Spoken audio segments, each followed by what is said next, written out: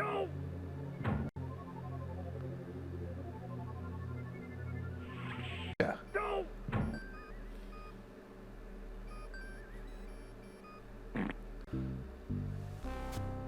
Let's open the doors.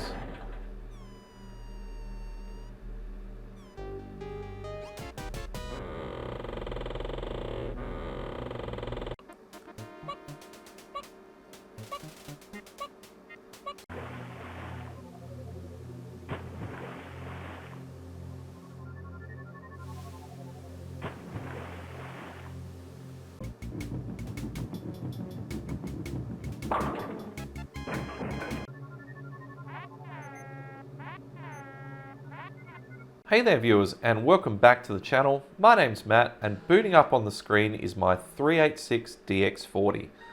The 386DX-40 is an interesting CPU. It was sold at the same time as 486s were becoming quite popular, but it was a very cheap entry-level way to get yourself into an IBM PC compatible system. The irony of this was, at 40 MHz, this thing could still blow a lot of low-end 486s out the water, which made it an extremely good deal. Funnily enough, a lot of them were sold, but not a lot of them remain these days, so they have picked up in value, and they are getting quite hard to find. However, today, we are going to be doing a playthrough of Space Quest V on this machine. So let's get it fired up. Okay, so here we have the great Sierra loading screen, present on many of the games from the era, with the Yosemite Mountain in the background. Now, as we can see, we're greeted with Space Quest V, the next mutation. Got a few options here. We can see the introduction, play a new game, restore an old game, or read the technobabble. Let's play through by starting off with the introduction. So, unlike Space Quest IV, which was the last game I just played through, this does not have a voice narrated version. This one is just text only on the screen, just like the original release of Space Quest IV and Space Quest III. The reason for that is Space Quest V was developed by Dynamix, and Dynamix was in a bit of financial trouble at the time. So we can see Roger Wilco and the next mutation. Now, just because Dynamix was in a bit of financial trouble does not mean this game is, cut corners or crappy in any way. This is one of my favourite Space Quests. It is still designed by Mark Crow. It has all of the humour of the others, but it does have a slightly different look and feel because of the Dynamix roots and how it was programmed. If you've ever played, I believe it's Rise of the Triad was a Dynamix game, it kind of has that feel to the interface, but with the Sierra kind of buttons and Sierra influence. I believe at this time Sierra actually owned Dynamix, so that's kind of how this worked. But here we go. Captain's Log, SCS Excalibur. Stardate 2709.67, Fleet Admiral Roger Wilco commanding. The Excalibur is on course to investigate the mysterious disappearance of several ships in the uncharted region of space known as the Menudo Triangle. I no doubt have been selected for this mission due to my great achievements as a military leader and matchless diplomatic skills. I go forward with total confidence in my ship and my crew, yet I am vaguely uneasy. I cannot put memories of travelling to the future and meeting my son out of my mind. Each night my dreams are haunted by the image of the woman he said would one day be my wife. I know she's out there, somewhere. But that's not important right now. The fate of trillions ride on the decisions I may have to make in the next several hours. As captain of the Star Confederacy's proudest flagship, I must follow the supreme guideline. To boldly go where no man has, no. To bravely traverse where no creature has traversed, that's not it. Skip it.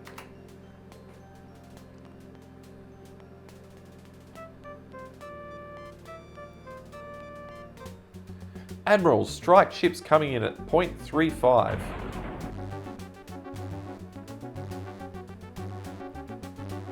Shields up, battle stations, lock weapons. Neutron beams locked, proton torpedoes armed. Tactical, fire neutron beams, helm hard to port.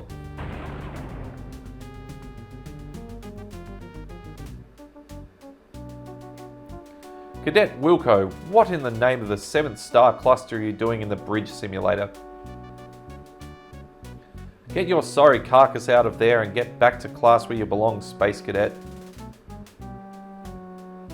And if I catch you in there again without permission, I'll have you tossed out of the academy so fast you'll get warp disorientation.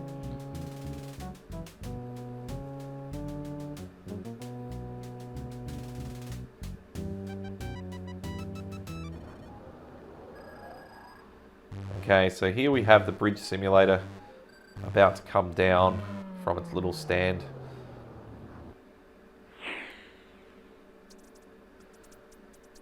I always love the effects of the rats coming out too. His illusions of spacefaring grandeur cruelly shattered by Captain Quirk, Roger Wilco exits from the bridge simulator into the hallways of the Star Confederacy Space Academy, where he's enrolled himself in an attempt to realize his lifelong dream of becoming a starship captain. The last several months have not been easy for our hero, what with having to juggle time between skipping classes, snoozing through lectures, and spending long moments considering the implications of actually opening a textbook. But our fearless former sanitation engineer has stumbled resolutely past these obstacles, pursuing his goal with unwavering determination, blissfully unaware that fate was about to hurl another spitball in his direction. So here we go, looking a little dejected, walking out from the bridge simulator.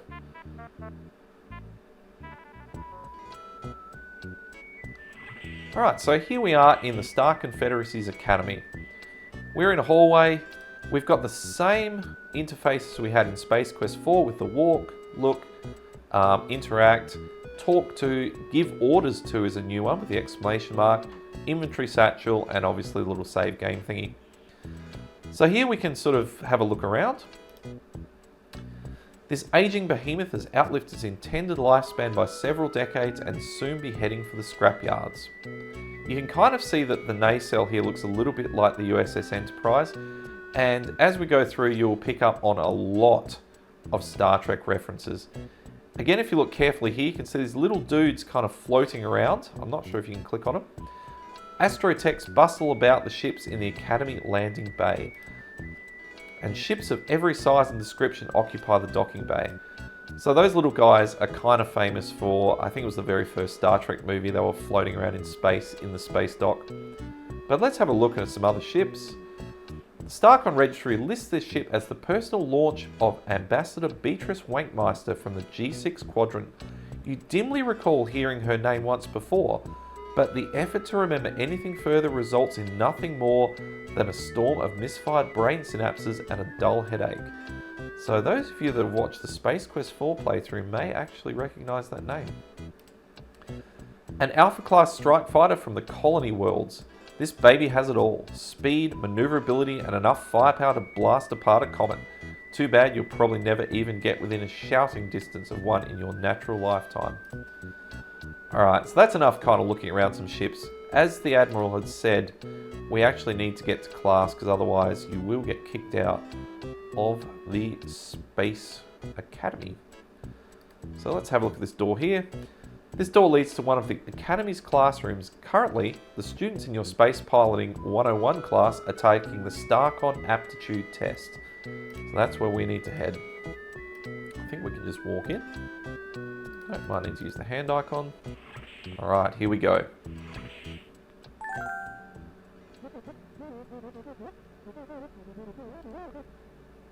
Sorry I'm late, Professor.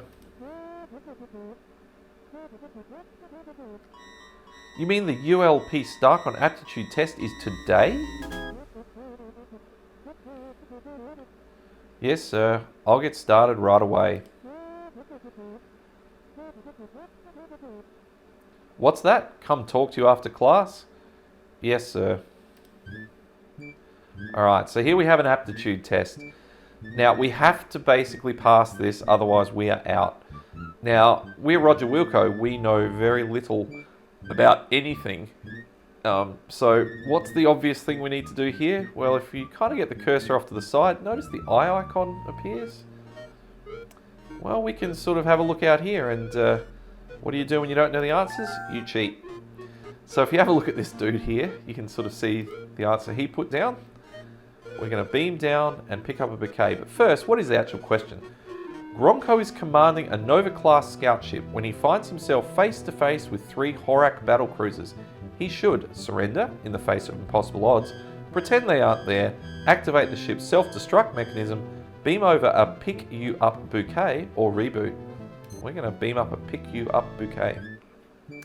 When you're encountering an alien ship for the first time, you should immediately open fire with every weapon at your disposal. That's not always a good option. Broadcast Wagner's Ride of the Valkyries over the comlink. Beam your entire crew over to their ship as a gesture of goodwill. B then A, or none of the above. Let's see what our friend next door has got.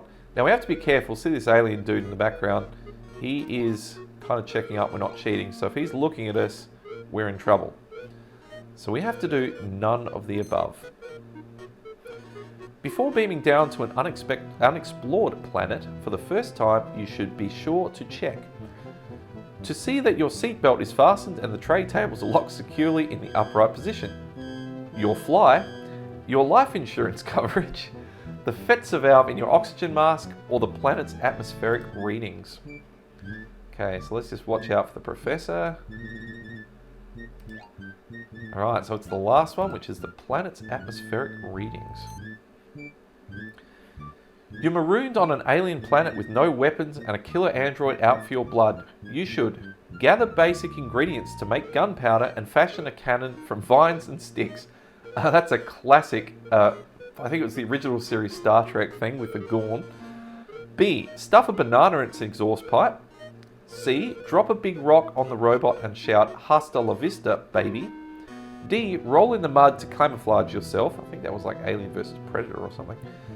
E. Climb a tree, flap your arms wildly, and scream "tweet tweet" at the top of your lungs in order to mimic the amazing behaviour of the ruby-throated Arcturian swine falcon as a diversionary tactic. Alright. And the answer is the middle one, which is drop a big rock on the robot and shout "Hasta la vista, baby." 5. You're on an EVA with a partner and you notice his face is turning blue and he is clutching wildly at his throat. This is a sign that you will soon need a new partner. Or B. In a burst of creative insight, he's created a new dance called the Moonwalk. C. He's suffering from a vitamin deficiency and needs to eat more leafy green vegetables. D. He fell for the old golf ball in the air hose trick. Or E, A, and D. Alright, let's find out. Oops. Last one. So apparently A and D, you soon need a new partner and he fell for the old golf ball in the air hose trick. It's a bit mean. Number 6. To ensure that your crew's microwave meals are heated adequately and evenly on board your ship, you should wrap everything in aluminum foil, cook each meal at the maximum power setting for 45 minutes, put a live space varmint in with each meal so you can more easily determine when it is done, huck the thing and settle for roasting wieners on the maneuvering jets, or inject a radioactive plutonium isotope into each piece of food. When it glows, it's ready. Alright, and the answer is the middle one, which is put a live space varmint in with each meal so you can more easily determine when it is done.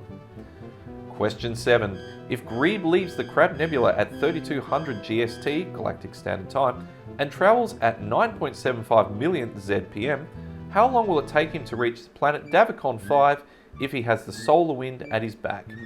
A. 49.3 hours. B. He will never reach Davicon 5. The solar wind is highly unstable and will blow him off course. C. 3.75 standard days. D. 4930 GST. Or E. Never. The neutron star at the centre of the Crab Nebula is so massive that Grebe's ship can never reach escape velocity.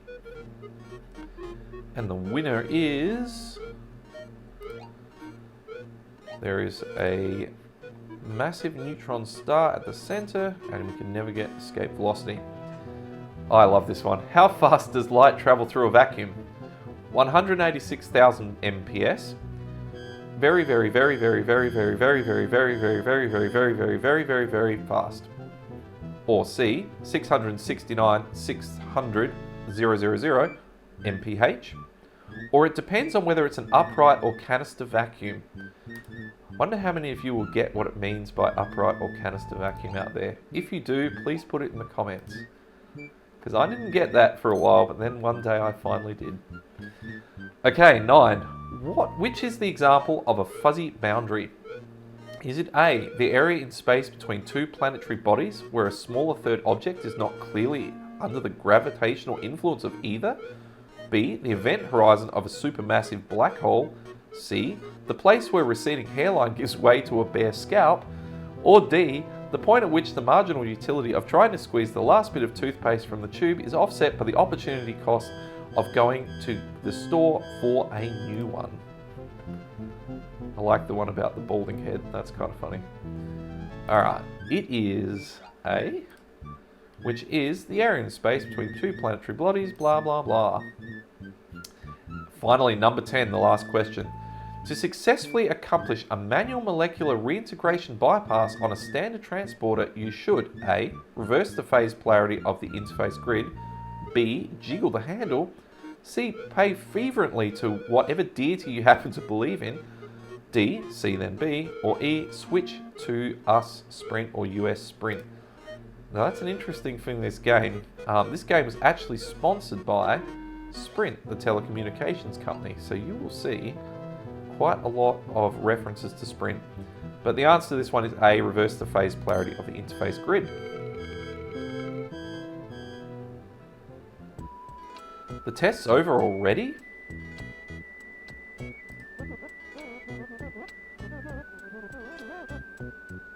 Yes, sir, I agree that cleaning the Academy crest is an appropriate punishment for being late to class. I'll get right on it. Okay. So let's just save this one here. And we're going to call this Matthew after the test. Okay, excellent. Now, in terms of getting kicked out of the test by cheating and getting caught or just answering wrong questions or anything like that, you would have seen that in the start of the video in the little clips. So I didn't go through it again here just for some brevity. Alright, so if we head back down here, we can see there's this weird thing on the wall. Let's have a look at that. This panel, when it works, allows the user to call up a 3D holographic schematic of the Starcon Space Academy. Darn, the holomap directory isn't working right now, and it's a shame because the map system is really cool. Looking with garage shading, texture mapping, is really cool looking with garage shading, texture mapping, and ray traced images of every room in the complex. It's hard to read these things because I don't put a lot of punctuation in them. What have we got here? There's this interesting dude. Some more bright, shining faces of Starcon's elite cadet corps. Let's see if we can have a chat.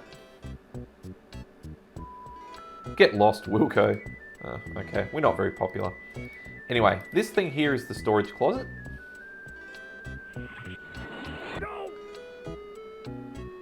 Classic Simpsons reference there. Okay. So we have, it's a scrub-o-matic floor cleaner with its patented sit and spin cleaning action. So we need that to clean the crest. You cram the scrub-o-matic in your seemingly bottomless pocket. What else have we got here? Now look what you've done. Quick, call a janitor. And these bright orange safety cones can be used to discourage foot traffic while cleaning large floor spaces. So that is also going to be handy while we're cleaning the crest. So we're going to cram them into our bottomless pocket. Awesome. Now this whole thing is a great big donut, so if we just kind of walk around in a circle, we usually end up to where we started. So the quickest way to get to the crest is sort of walk backwards here, and while we're here, let's just have a look at some ships. A Delton frigate from the G6 quadrant. Hopefully a ship like this will one day be yours, provided of course that you make it through the Starcon Academy's rigorous training regimen. Named for his beloved wife, this sleek corvette called Lady Plusbucker is reserved for the Academy Commandant's use exclusively. Recently, several freshmen were disciplined for scandalously altering the ship's name as a cadet initiation prank. You can probably guess what they changed that to. This three-man fighter was captured from the dreaded pirates of Pestilon during their daring attempt to escape the confines of Space Quest 3. Classic. And again, a pair of your cadet classmates are deeply engaged in conversation here. So let's head off and do what we have to do, which is down this little alleyway. Now we can't really go far because security clearance ahead beyond this point. You can kind of see the sign. We can only really go either around and then sort of loop back or down our little elevator.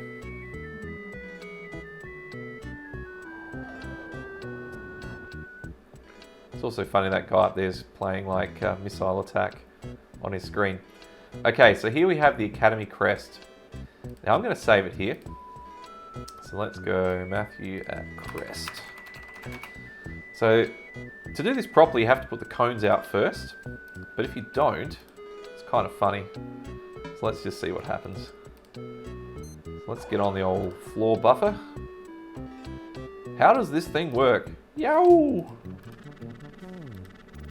So you can see people just start randomly walking across because there's no cones. I've never actually, well, I actually have, but I can't remember what happens if you get penalised by score or, whoops, if it just doesn't let you finish or if you run someone over, it's bad.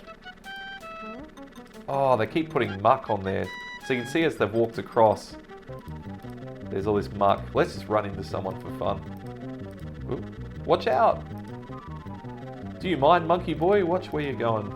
Scrub the floor, not me, monkey boy. But yeah, the problem is they keep putting footprints here, and you can kind of see I can't buff them out. And if you go for too long, you basically get kicked out, which I think is about to happen. You buffoon, you can't even scrub a floor without a roadmap. It's obvious you're not Academy material. Pack your bags, Wilco, you're taking a little trip.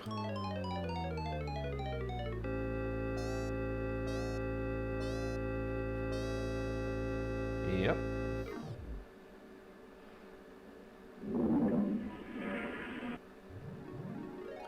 Starcon Academy is no place for slackers. Alright, so let's do this properly with the cones. So if we put these out. The one thing I also noticed in Space Quest 5 as opposed to, let's say 4 and 3, the realism in the sounds, like dropping the cones then, has been improved a huge amount. Alright, so now we get on the floor waxer. And let's buff this bad boy. So now we don't have the people kind of walking in front of us. There is a time limit to doing this, so you've got to be kind of fast. And you can't miss anything, because if Quirk turns up, he's the dude in the purple shirt, before you've finished or you've missed a spot, you basically get kicked out of the Academy, just like we saw then. So you can kind of see if there's any little dull spots, you just got to buff over them again. It's not too bad really. Controls are a bit interesting, and here I'm clicking a lot because it doesn't really go in a straight line. There we go. Shiny and sparkly.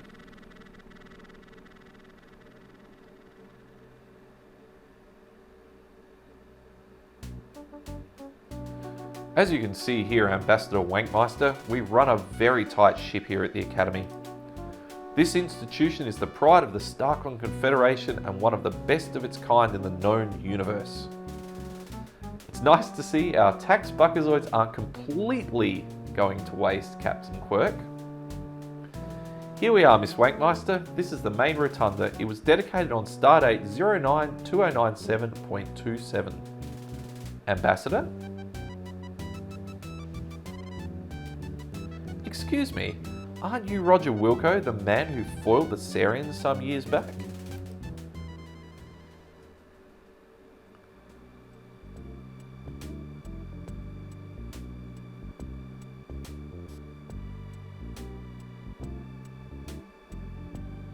Suddenly it all comes rushing back. It's her! The woman from the holodisc in Space Quest 4. Now's your big chance, Roger. Say something clever and romantic. Yes? Way to sweep her back onto her feet, Rog. Nice to see you haven't lost your golden touch with women.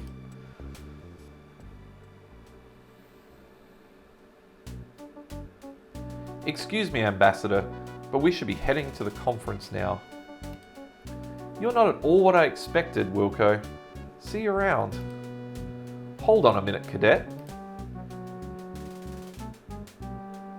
Looks like you missed a spot. Hehehe. Sir, you'd better watch your step. The floor's still really wet and just a little bit...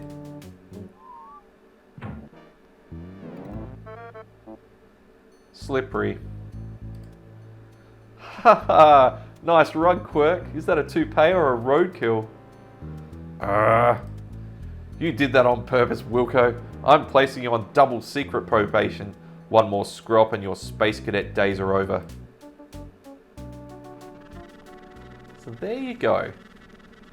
Beatrice has been introduced. She's the girl you saw in Space Quest 4 and the little holodisc that your son showed you before sending you back to your original timeline. So obviously she's going to factor into this story quite a bit. So let's just do another save. Now the crest is clean.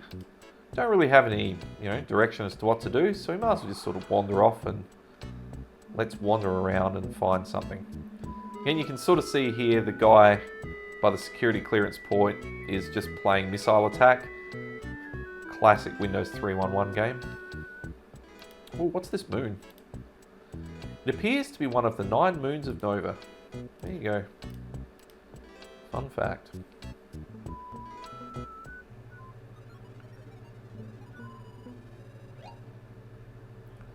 The old Grademaster 2000 here. Gordon F. Fail. Einstein A. Fail. Wilco R.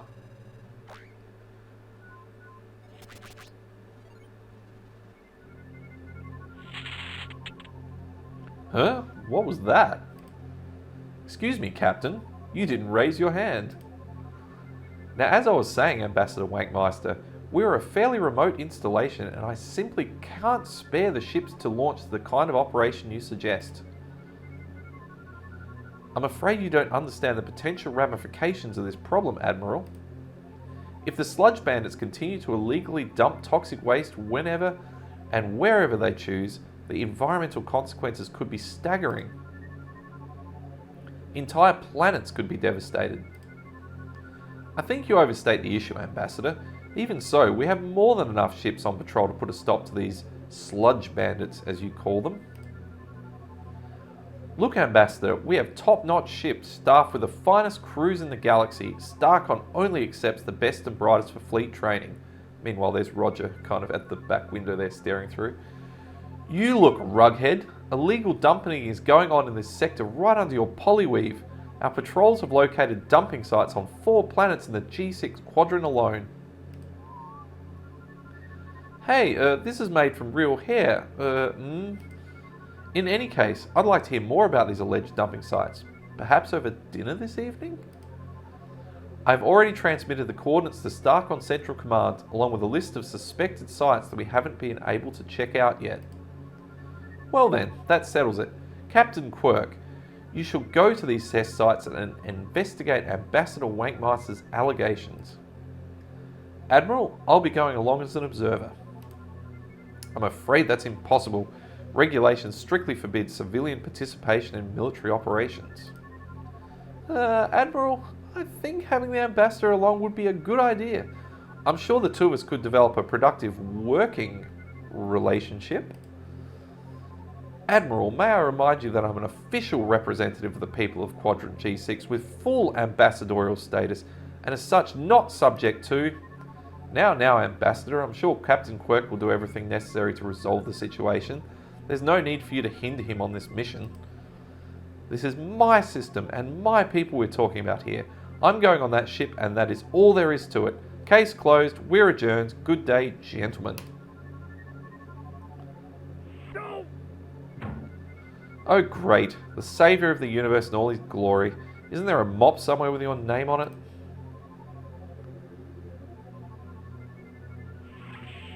Way to go, Rog. Another sterling performance.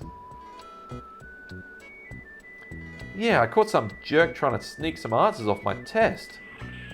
Shh, here he comes. This is awful. I totally biffed on my SAT test. I'll never make captain now. That's too bad, Cadet Shiplock. How did you make out, Roger? I haven't seen my score yet. The SAT scores for our class are posted on the bulletin board, Rog. I sure hope you made out better than I did. Alright, so there's the dude just there on the left who we're cheating off. He isn't too happy with us, but that's okay. Oh, what's this flying saucer looking thing? Trainers like this one are used to instruct cadets in basic spaceflight techniques. Due to the relative lack of skill by cadets, these ships suffer a high rate of attrition. Whoops. The current record for the number of ships wrecked stands at 3 and is currently held by Roger, which includes a notable incident where he totaled a ship without even leaving the hangar. Odds are 2 to 1 among his classmates that Roger will break his own record before graduating. Classic. This patrol craft was damaged in a skirmish with smugglers on the rim of the galaxy and is currently undergoing a major overhaul. Fortunately, it suffered less damage than the ship Roger tried to place in hyperspace before leaving space dock. The bulk cargo freighter contains supplies for the colony on Clorox 2. Interesting. Remember Clorox 2? We may visit there sometime. Alright, so around here... What is this? This ship once belonged to the 2 guys from Andromeda, but was seized when one of them walked out on his 10,000 Buckazoid tab on the Academy Lounge. This sleek little beauty is for sale and can be yours for a mere 10,000 Buckazoids. Dial 1555 Good Cars and ask for Festa Blatz. Classic. The SCS Lollipop, a good ship. Alright, I'll stop looking at the ships now. Let's go to the bulletin board.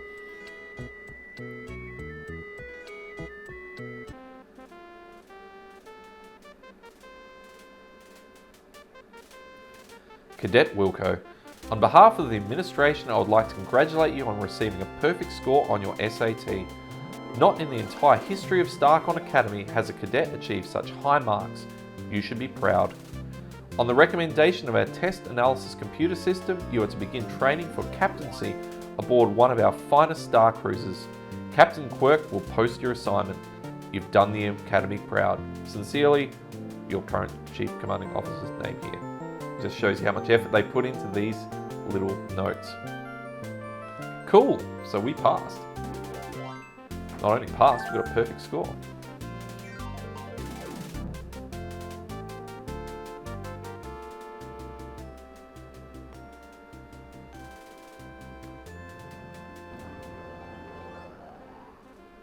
And so, having undergone an intensive weekend captain's training seminar on the planet Oakhurst, Roger is shuttled to his new command, the SCS Eureka.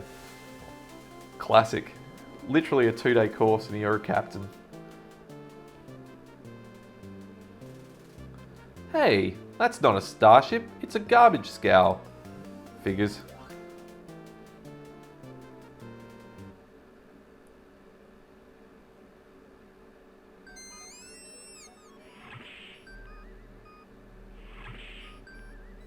Hello, sir. I'm Subcultural Droodle, your nav and weapons officer on this heap.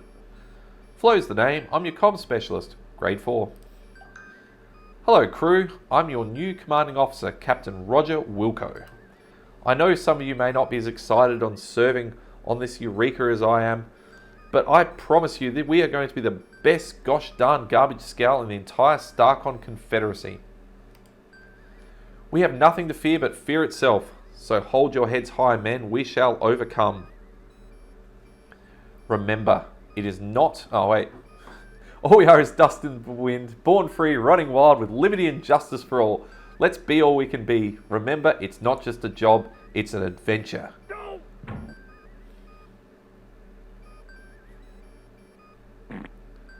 It was the chair, really. Looks like we got a live one here, Flo. You said it, Drool. Sorry, I keep calling the guy Droodle. His actual name is Drool. Alright, so here we are. We have graduated basically by cheating and having some sort of weird malfunction in a computer caused by a mouse chewing on some wires. We've had a weekend's basic training on being a captain, and we're now in command of the SCS Eureka. All right, it's time for another quick save game here. Matthew on Eureka. Awesome. All right, so we can kind of wander around the ship and have a bit of a look, but we're going to have to do that later anyway, so let's just sit down in the chair with a classic whoopee cushion. Now, as you may have picked up, there's a lot of references to Star Trek in this. Captain Quirk instead of Captain Kirk. You've also got, various things like Starfleet Academy, Starcon Academy.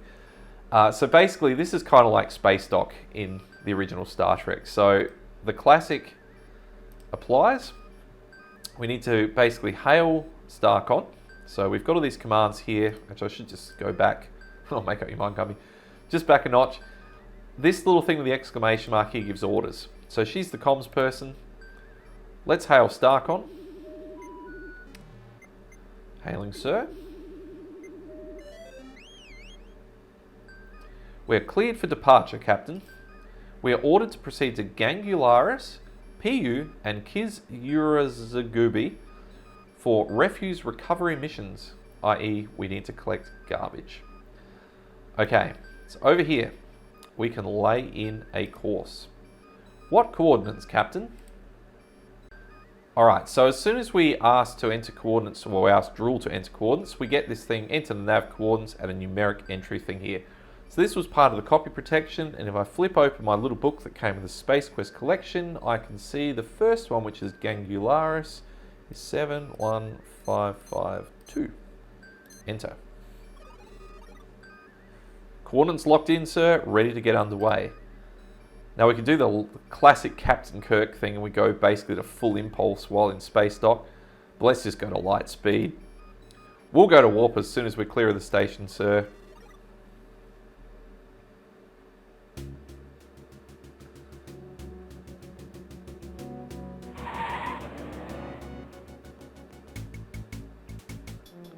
What have we got here?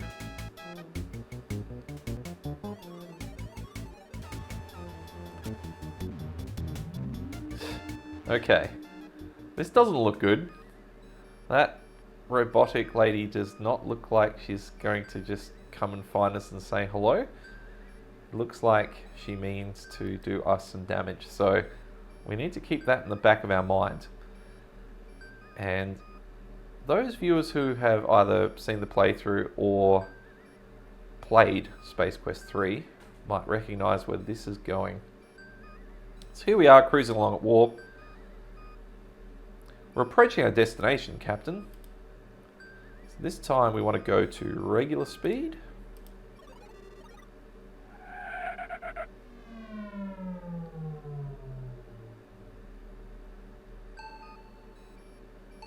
I'm tracking a waste beacon, sir. So in this case, we need to then activate the RRS, the rubbish removal system. Aye, sir.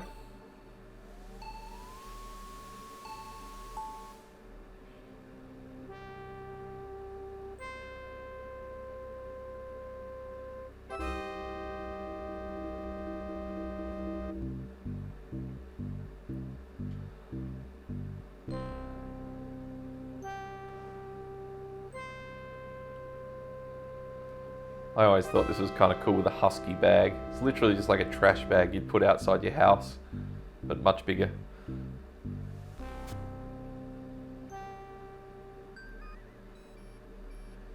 Captain, I'm picking up a life form reading in the waste compartment. Captain, you'd better come down here. There are some strange scratching and whining noises coming out the trash bin. So Cliffy is our chief engineer. So we better go have a look. So if we exit this little chair here, and we'll do another quick save. Matthew after first RS. Excellent. Let's go for a wander into the engineering spaces.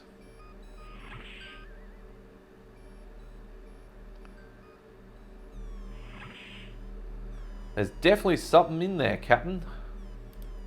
Could be dangerous. You go first. So Cliffy's a play on Scotty from Star Trek. He's also very much a coward, so he'll always send you in first or try and like get away with not doing any work, all that sort of stuff. So this thing here is the rubbish door. So behind this door is the Eureka's refuse containment compartment. These controls open the door to the trash compartment. So if we want to see what's in there, let's open the doors.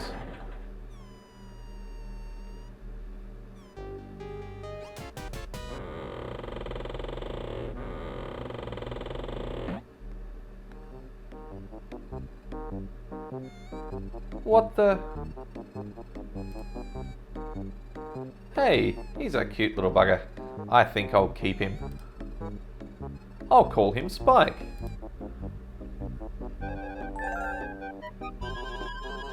For some reason, you just put him down. Hey, where you going, little fella?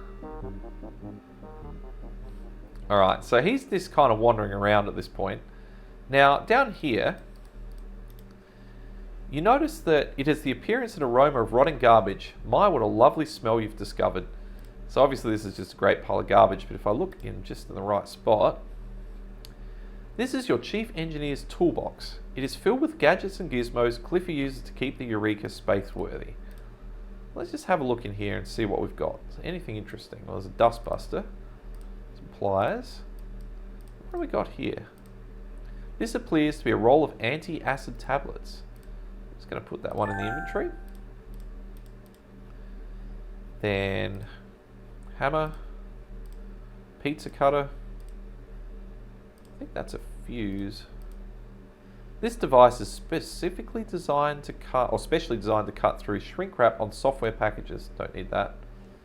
Spare fuse. Spare fuses are usually handy. Let's put one of them in the inventory. This thing here is a hole punch. Heaven knows what Cliffy uses this for.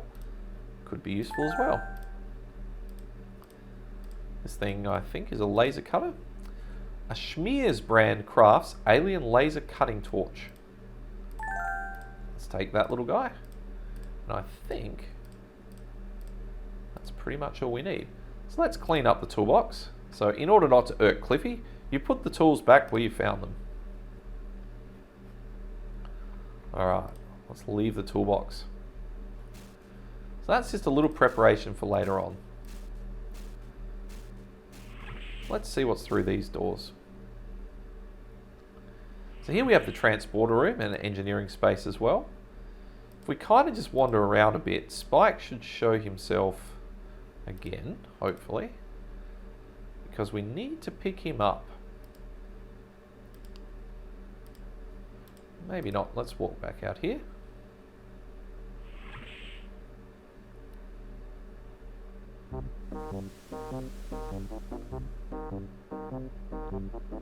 Spike, heal boy, heal. And if you could hear that, he was kind of just peeing on the floor and actually putting holes in the deck plating. And if you leave him wandering around for too long, he will actually basically ruin the ship and put a hole straight through the hull into the vacuum, and the ship will implode. Which is not too good. Well, technically explode, I guess. Depends on your perception. Alright, so now we've got Spike back into our little jacket thing. Now notice he was peeing holes of acid in the deck plating. Now if we have a look here, a Habitube brand adaptive biological specimen container. This would be a good place to put Spike. Now, because he was a bit acidic, what can we use to get rid of acidity? Well, let's put some antacids in. Well, let's put Spike in first. Yeah, man, there we go. Finding the right place to click is a bit of a challenge in this game sometimes. So there's Spike, and let's give him some antacids to calm him down a bit.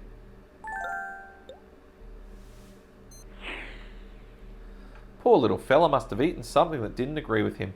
Those antacids should reduce the acidity of his metabolism. Alright, so now we've got Spike contained. That's Matthew with Spike. We can resume our mission picking up garbage.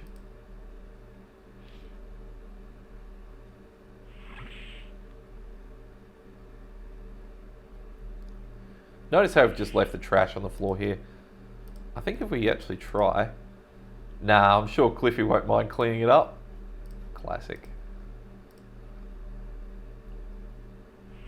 Let's go back to the bridge and off to our next stop. So you've got Drool there reading Mad Magazine. Flo was doing her nails. Classic.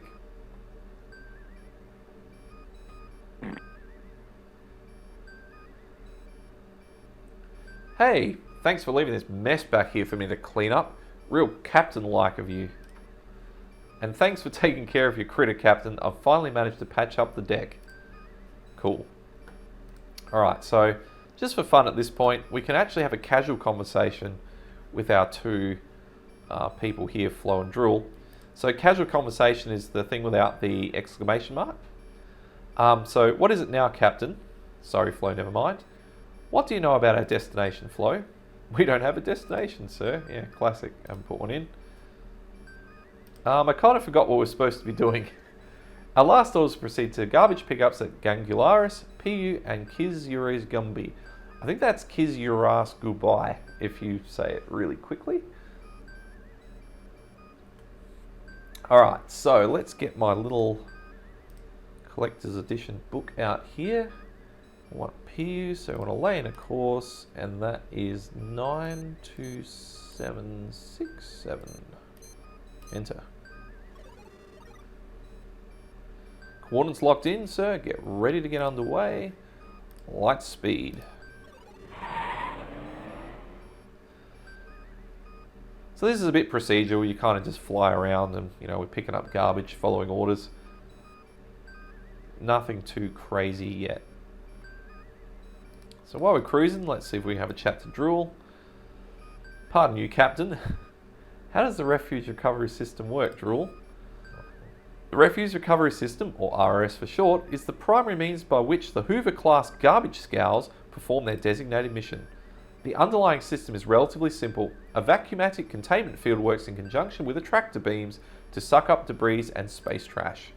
After collection, refuse is moved into the Eureka's quantum garbage compactor, where it can be reduced for transport to a designated dumping zone. Wow, and I thought the floor scrubber in the Academy was impressive. What else we got here? So when we finish our mission, where's a good place to go? There aren't a lot of options open to us, Captain. The only place that's even halfway decent is in this sector is the space bar. Maybe we'll have to check it out. I certainly hope we will, sir. Definitely will be. And how did you come to be posted to the Eureka? It's kind of a long story. Relax, there's plenty of time until the travel timer runs out. I was involved in a very unfortunate accident, sir. It was while I was serving on the SCS Stupendous. It was a mistake anyone could have made, really. I'm listening. We were patrolling the neutral zone when an unidentified ship suddenly popped up on our screen.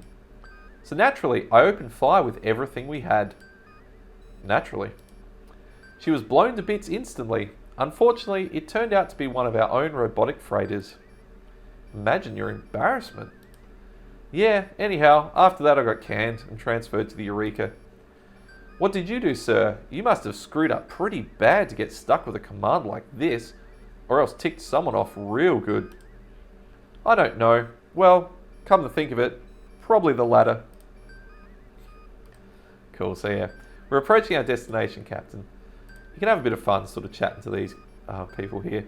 So, regular speed.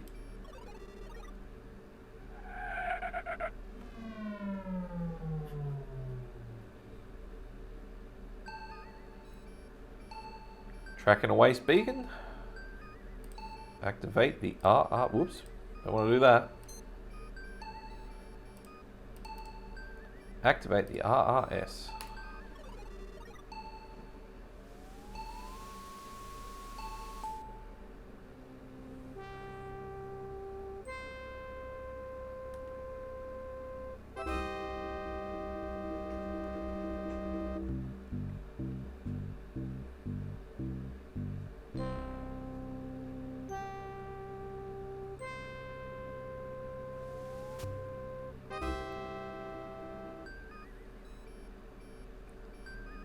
Captain, I'm intercepting a rather unusual message on Starcon priority frequency 2.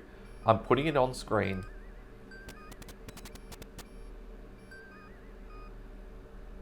Maggot to dung heap. Come in, dung heap.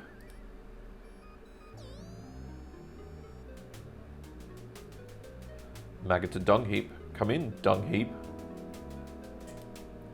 This is dung heap. What in the Pleiades are you doing on this frequency? We have a really hot load of goods that needs to be disposed of right away. I thought I told you never to call me here. Meet me at the usual place and we'll discuss it. Dung heap out. Now remember that little bands on the guy's arm that you can see, and also the face of this alien? So we're probably going to come across them soon. Also notice the sprint at the end, again, sponsored this space quest, which is kind of funny. I'm sorry, Captain, but I was unable to pin down the exact coordinates for the transmission. Well, that's okay. We will sort that out later. Now we've got to go to Kiss Your Eyes Goodbye, which is, let's see, going through my book here, 211. Enter. Coordinates locked in, sir. Ready to get underway. And as usual, we are going for light speed. Alright, so you can kind of guess by the name of this planet we're coming up to that something funny is about to happen. And we're about to find out. Alright, so cruising along. I don't know if you actually select regular speed, kind of like Space Quest 3, whether you'll actually get there, or it just kind of hangs the game. But maybe if I get bored later, we'll find out. What was that? We've been hit by a proton torpedo. A tractor beam is locked onto us, Captain. We're being pulled in. But by whom? Get us out of here, Drool. Helm not responsive, sir. Weapon systems inoperative.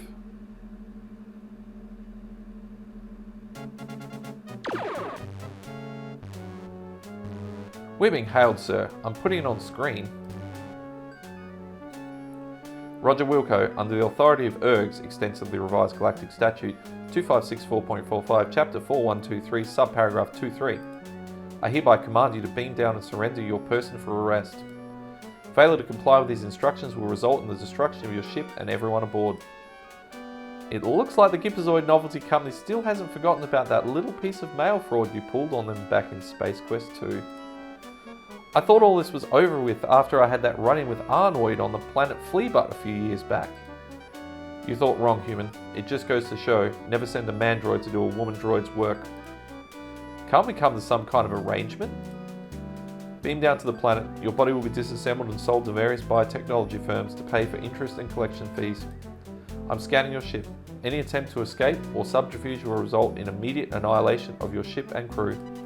You have 5 standard time units to destroy before I destroy your ship, Roger Wilco. I think she means business, Captain. I agree, and could you hurry up and beam down, sir, before she gets impatient and blows us all up? Classic. Alright, so we're going to save it here. I'm going to call this Matthew at Android. Okay, so at this point we have basically only one option that's going to work and not result in death, but let's play around with this. So if we speak to Drool, let's try and fire at her. Weapon systems are not operational, Captain, so that ain't going to happen. Maybe let's try and go to light speed. It might help if we pick the destination, so let's lay in a course. But in case you haven't been keeping track of current events, we just got our butt kicked and we are not going anywhere. Now you may be wondering what these 3 little buttons are potentially sort of down here. If we have a look, you'll see it in the very nerve center of the Eureka, the bridge. This button is used to speak to engineering. And this button sets the self-destruct. Let's just press the self-destruct button. So we've got basically nuke and do not nuke. So let's press nuke.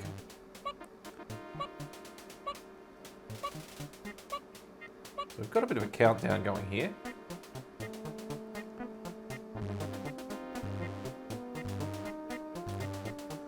sure you're gonna have a blast, Captain, but we've got to run.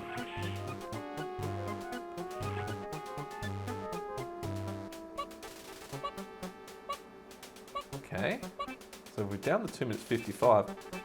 Time's up, Wilco. So sorry.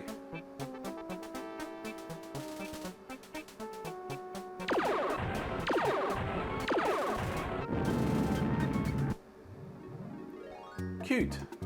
What do you do for an encore? Alright, so setting the self-destruct and going down like a martyr is not the correct course of action. So all we've really got left is to actually just go down to the planet's surface like she commanded. Well, she's not going to get me without a fight. Whatever you say, sir. Been nice knowing you.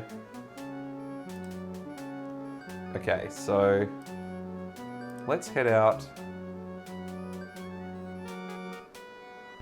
and back to the transporter. I love how Cliffy's just always like banging away at something. Doesn't really care what's going on.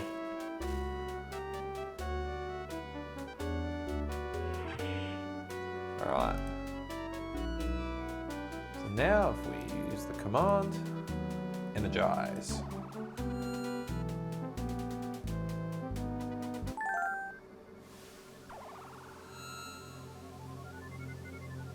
Meanwhile,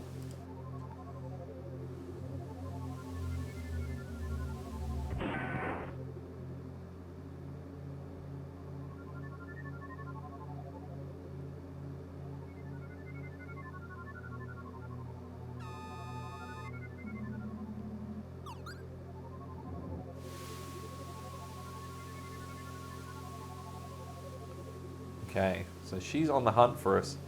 So I think this is definitely a wise idea to give it a save.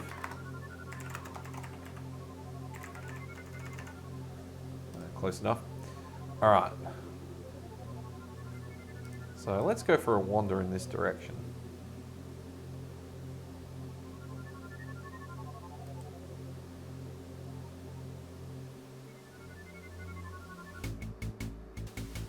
Aha! There you are.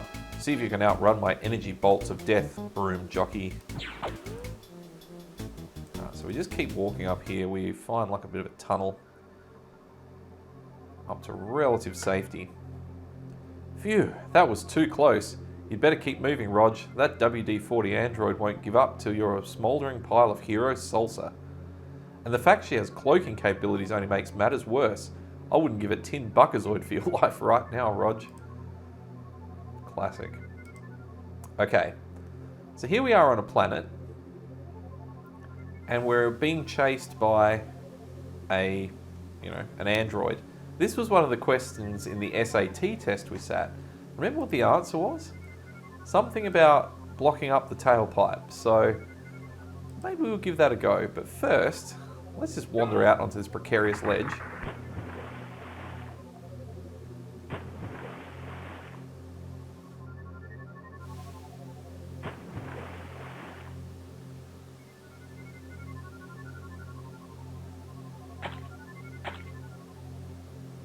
Okay, so we seem to have acquired a stick. The tree branch which gave way under your weight has washed up on shore. That could be handy. Alright, so let's get out of here before she returns.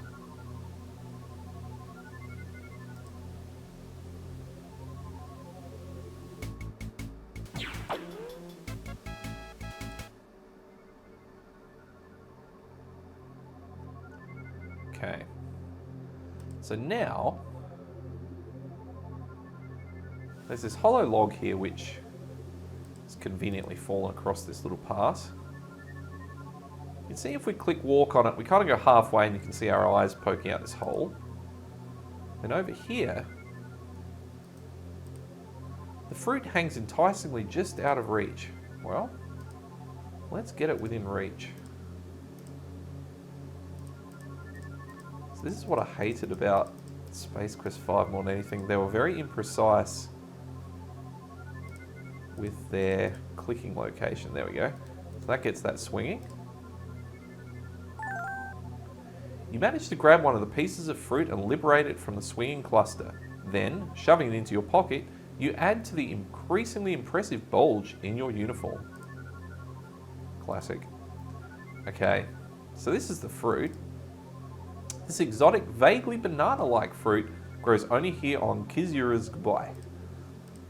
Okay, so now we have a piece of fruit. And you notice we can sort of sit here in this little like alcove thing with our eyes poking out. Nothing really happening though, so just need to keep a mental note of that for a little bit later. And then over here there's another tunnel. Peering into the dark interior of this cave, you can just make out that it seems to climb upward. So it's now time to check this out.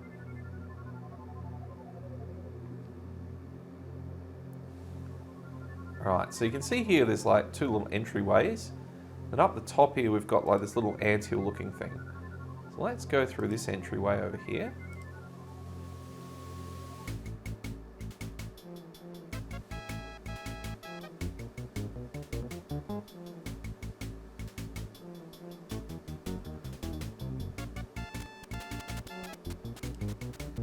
Now notice this conveniently precarious boulder. Oops, how do we do this? So if we jump across here, we can climb up to this weird precarious boulder, and we've just seen WD-40 kind of head towards the cave. Let's give the boulder a bit of a lever with our stick.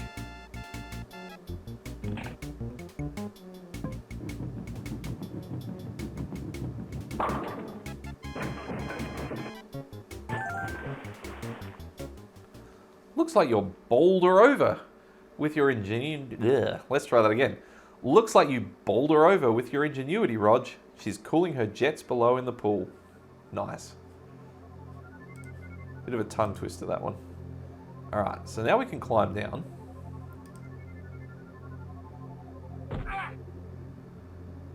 And head back down here. Now I've always wondered, and I've never tried this. Let's just save our game.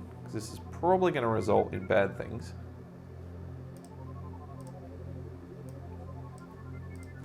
Matthew, boulder over. Classic. Okay. What happens if we step into this water, I wonder? No, we can't. Now's not the time to take a dip, Roger. I was hoping we'd kind of like careen all the way down to the bottom.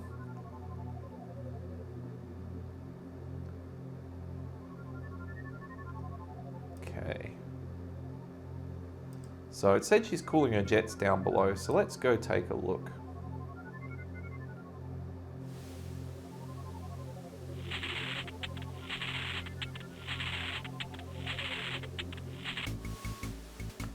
By stretching your limited ingenuity to the fullest, you managed to knock out WD-40's cloaking mechanism.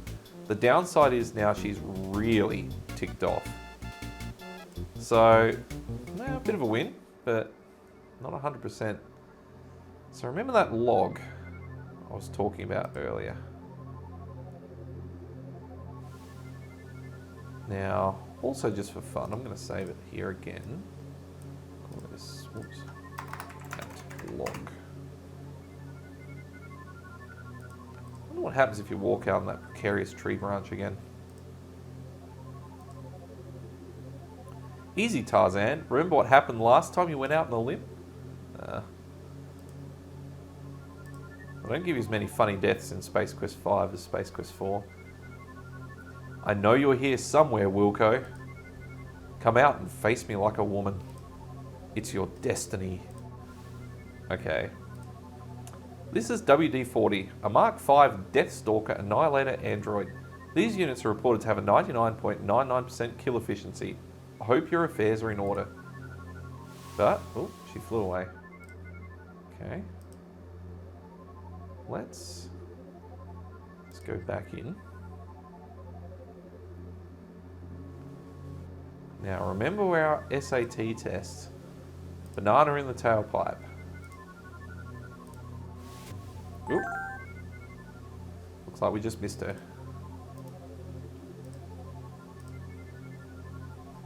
Oh dear. I may have broken the game.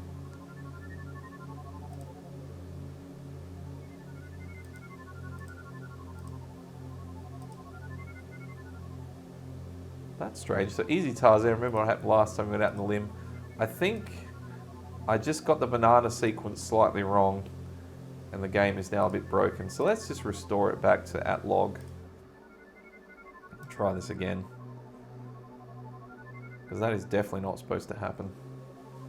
Alright. So now we have to quickly get the banana in the tailpipe. There we go.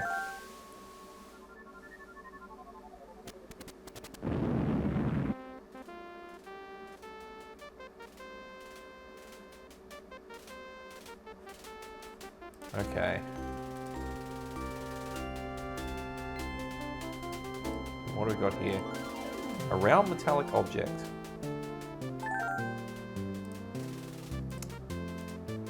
The metal head from the Annihilator android WD-40. Alright. So now, let's head back to the shore.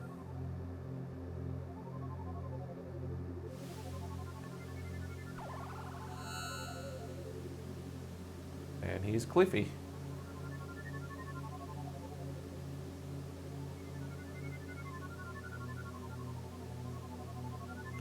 Hey Captain, well I'll be.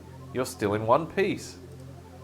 The ship's scanners picked up a large explosion and we drew lots to see who got to come down and collect your remains. And you lost. Nope, I won. But I'm relieved to see you anyway, sir. It will save a lot of uncomfortable explanations back at Starcon. I see you got the robot's head there, sir. I've been looking for it. Now I'll beam you back to the ship and then finish picking up the pieces down here. So they don't hold you with a high level of respect. Oh, a zany transporter malfunction.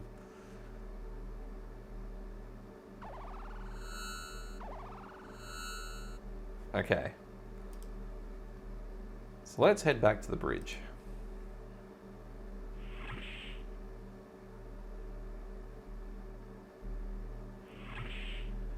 You think you heard Cliffy beaming in. It might be a good idea to give him that android head.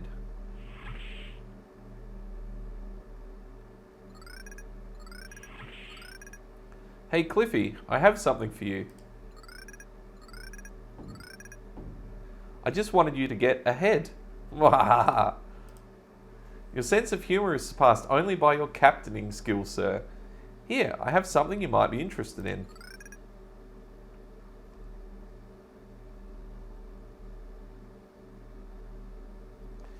I was putting this WD-40 unit back together and I had a couple of pieces left over. Thought you might like a souvenir. Here you go. Thanks, I guess.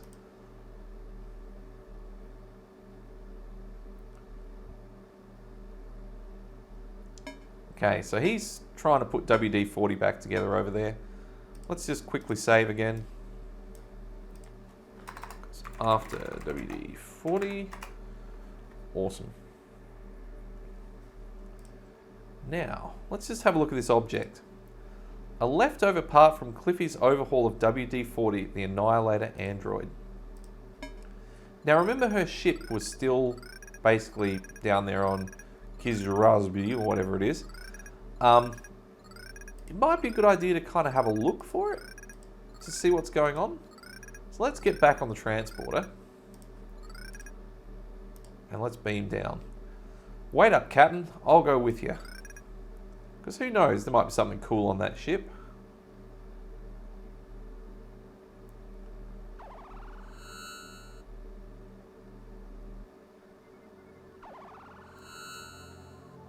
Hey, why did we beam in here? I wonder if this little device had anything to do with it. So here we are kind of on the precipice and you can sort of tell that's where the ship landed earlier. Hey, what gives? This must be the cloak ship of the killer android. Neat.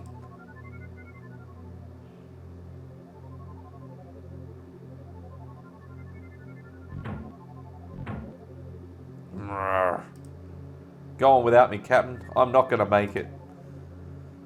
So now, if you have a closer look at this thing, it almost looks like there's a button on it. So let's give it a press. Right, so we get this little platform coming down. Now the next bit, spoiler alert, is a little bit time sensitive. I'm going to call this one Matthew at Terminator ship. Technically it's Annihilator, but we're all thinking Terminator in our heads.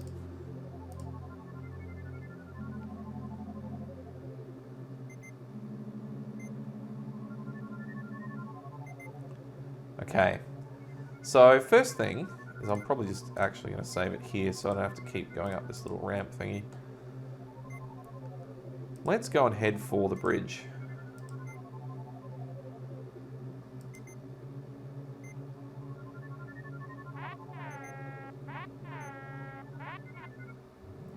Zowie! That electromagnetic security system has reduced you to a stick of hero jerky. Okay, so going to the bridge, not the best idea. So what else have we got going here? WD-40 ship has a Spartan and totally utilitarian interior, indicative of the single-mindedness with which the ship's pilot formerly pursued her victims. This baby is probably rigged with all sorts of lethally effective security devices. Yep, we just proved that ourselves. Alright, so what have we got here? This very nondescript nature of this panel, which doesn't set it apart from anything else in the ship, piques your interest. Okay, so this one here, aha! This must be where the cloaking device is housed. It's some sort of locking mechanism. This should be easy to crack open. Yeah. Now, I think... Uh-oh, it appears that you've triggered some sort of alarm. Better get this thing and get out of here fast. Okay, so I think the latches come out quickly. Now, you've got these panels. So you've got to go... Oh, I can't remember. Something like this. You basically turn these things until something happens. There we go, there's one. There is probably some, like, proper sequence to this, but I just basically turn the knobs and try and open the panels until something happens. There we go. And cloaking device. Good job. Now get out of here.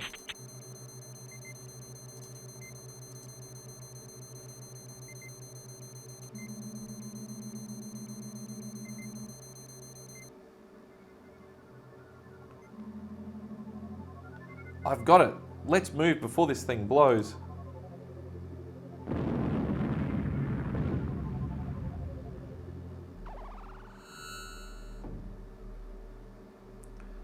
Oh wow, Chief. Did that hurt? It looks real painful. You okay? Fine, perfect. Now help me up. Sure thing. Here you go. I'll get around to installing this device as soon as I finish my repairs to the android. Are you sure that's a good idea? Oh, so you sure that fixing her is a good idea, Cliffy? I'm still not sold on the whole plan. Trust me, sir, just because you two had a slight misunderstanding, there's no reason she can't become a valuable member of the crew. Slight misunderstanding, Cliffy? She tried to kill me. Well, there's that, but I'm pretty sure I can crank down her lethality setting a couple of notches afterwards. She'll probably just want us to beat you severely. That's not going to cut it, Cliffy. I suppose you're right, sir. It's probably kind of hard to captain a ship if you've been beaten senseless, but I do think it would help to keep you on your toes if she took a random swing at you now and then. I don't want her to so much as scowl at me, Cliffy. Alright, sir. Have it your way. Alright, cool. So now we have a cloaking device for our ship. So let's save this one. Matthew with cloak. Now, just looking at the time, it has moved along a little bit. I think this is going to do it for part 1 of the Space Quest 5, the next mutation playthrough. Thank you so much for watching. I really do appreciate it. If you've enjoyed the playthrough thus far, if you can give it a thumbs up, that would be great. It really does help the channel grow, and it doesn't cost you guys a thing. And also, if this is the sort of content that interests you, have a look at my other videos and my other playthroughs. I'm sure there's something you'll like. Thanks again for watching, and I'll catch you for the next part later.